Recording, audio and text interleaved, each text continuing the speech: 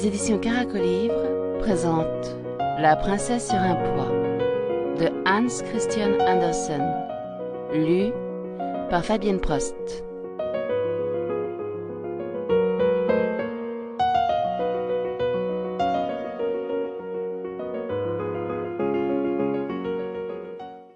La princesse sur un pois. Il y avait une fois un prince qui voulait épouser une princesse, mais une princesse véritable. Il fit donc le tour du monde pour en trouver une. Et à la vérité, les princesses ne manquaient pas. Mais il ne pouvait jamais s'assurer si c'étaient de véritables princesses. Toujours, quelque chose en elles lui paraissait suspect. En conséquence, il revint bien affligé de n'avoir pas pu trouver ce qu'il désirait. Un soir, il faisait un temps horrible. Les éclairs se croisaient, le tonnerre grondait, la pluie tombait à torrents. C'était épouvantable.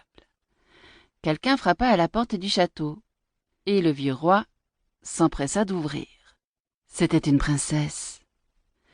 Mais grand Dieu, comme la pluie et l'orage l'avaient arrangé, l'eau ruisselait de ses cheveux et de ses vêtements, entrait par le nez, dans ses souliers, et sortait par les talons. Néanmoins, elle se donna pour une véritable princesse. « C'est ce que nous saurons bientôt », pensa la vieille reine. Sans rien dire, elle entra dans la chambre à coucher, ôta toute la literie et mit un pois au fond du lit. Ensuite, elle prit 20 matelas qu'elle étendit sur le pois, et encore 20 édredons qu'elle entassa par-dessus les matelas. C'était la couche destinée à la princesse. Le lendemain matin, on lui demanda comment elle avait passé la nuit. « Bien mal, » répondit-elle. « À peine si j'ai fermé les yeux de toute la nuit. Dieu sait ce qu'il y avait dans le lit. C'était quelque chose de dur, qui m'a rendu la peau toute violette. Quel supplice !»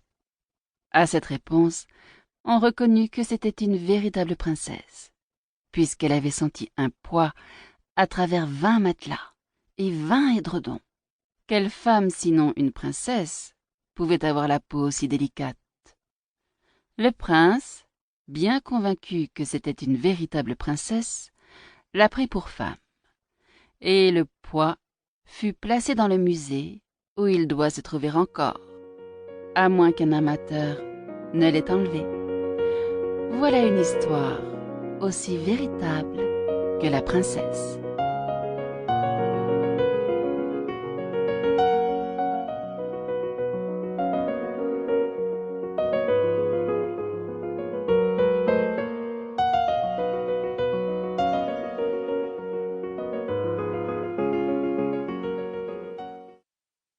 Pour continuer à écouter ce livre audio gratuitement, cliquez sur le lien dans la description et vous pourrez l'écouter en entier sans frais grâce à l'essai de 30 jours d'Audible.